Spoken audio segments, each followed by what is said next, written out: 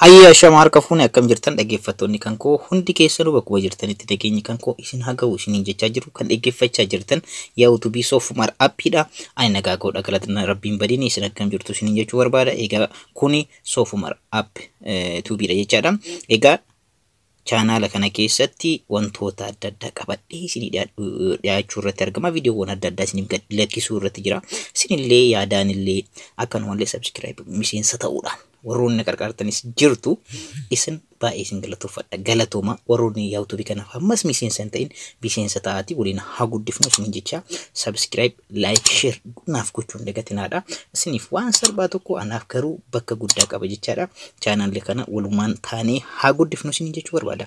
Egaa har'as waan addaa tokko qabadhee isiniif dhiyaadhee jira jechaadha. Wanti har'a qabadhee isiniif dhiyaadhee maalidha? Akkamitti yeroo yaa utubii fi telegiraamatti fayyadamnu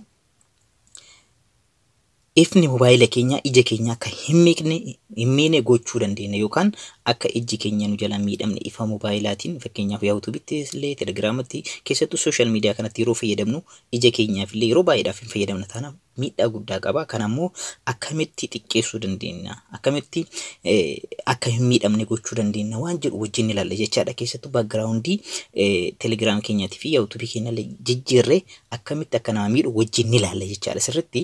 Asirratti ija keenyaaf yeroo baay'ee viidiyoo waan adda addaa ilaaluudhaan Facebook adda addaa waan adda addaa sooshaal miidiyaa yeroo ammaa kana namni itti fayyadamu waan ta'eef akkasumallee sooshaal miidiyaan akkuma faayidaas qabu ija keenya illee miidhaa guddaa geessisuu danda'a ifni mobaayila keenya jechaadha. Kanallee akkamitti sirreessuu dandeenya waan jedhu ni ilaalla jechaadha. Wajjumaan garasitti osoo hin cehin duraan dursine warroonni soofumar appiidhaaf haarawaa dhuftan akkanumallee miseensa hin ta'in subscribe ishee jedhu tuquudhaan fuuldura ishee irratti mallattoon notifiikeeshinii yookaan bilbila isinii dhufta ishee tuquudhaan ol irra gootanii yeroo hunda viidiyoowwan an gadhiisu mallattoon notifiikeeshiniitiin yookaan meeseejiitiin akka isin ga'u gochuu dandeessanii.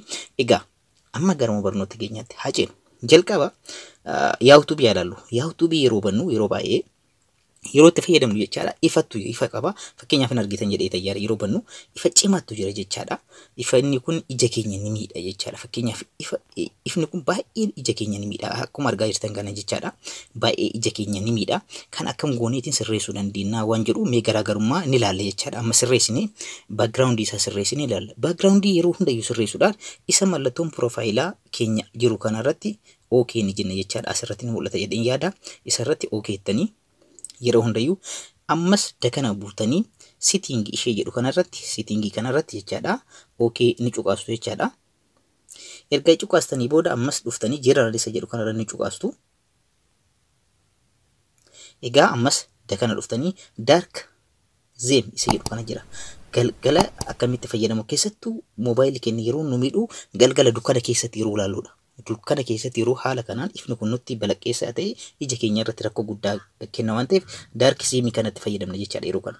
Kanaafiyyuu dark zone ishee jettu kana fuuldura ishee jirtu kana ni ibsina yookaan on irra goona jechaadha. Of irra jirti on irra goona jechaadha ishee kana.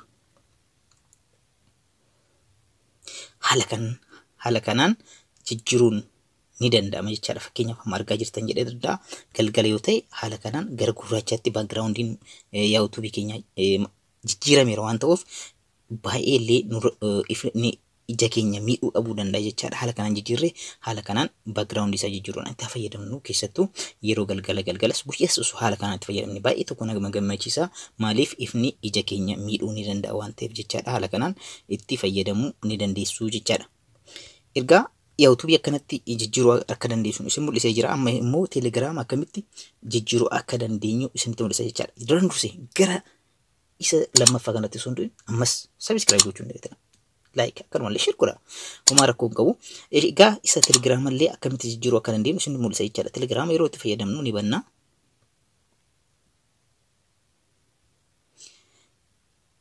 Telegiraam hallee yoo bannu jechaadha. Haala kanaan ifni kun baay'ee tokko cimaadha jechaadha. Ija keenyaaf baay'ee tokko cimaadha argaa jirtan jedhee yaada.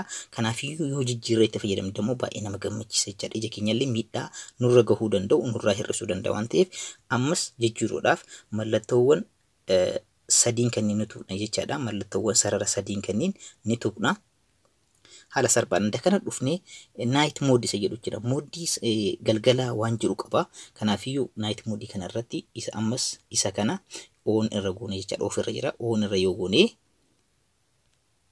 haala kanaan ni gurraachaa keessa jechaadha. Kanaafiyyuu ifni nutti ifuun amma wayyaa jechaadha. Amma wayyaa argaa jirtan jedhee yaada amma miidhaa xiqqoo nurraa xiqqeessa jechaadha. Kanaafiyyuu keessatti sooshaal miidiyaa yeroo itti fayyadamtan yeroo baay'eedhaaf sa'aatii baay'eedhaaf osoo itti fayyadamuu baattanii baay'ee nama gammachiisa. Maaliif ija keenya irratti miidhaa cimaa geessa jechaadha. Leensi ija keenya kanarratti garuu moodiiwwan kanneen itti fayyadamtanii yuutuubii fi telegiraama irratti illee haala kanaan fayyadamuudhaan miidhaa ija keenya irra gahuu hir'isuu ni dandeenya jechaadha. Egaa barnoonni har'a qabadhee isiniif dhiyaadhe kana fakkaata. Warroonni viidiyoon kun isinitti tole laayik godhaa yoo cimdatetina akkanumallee warroonni miseensa yuutuubii kanaan ta'in subscribe mallattoo jedhu kun tagatina akkanumallee mallattoo notification isin dhufti ishee illee tokkodhaan order godhaadha yeroo mara viidiyoo waraan hojjedhu akka isin gochuu dandeessan jechaadha.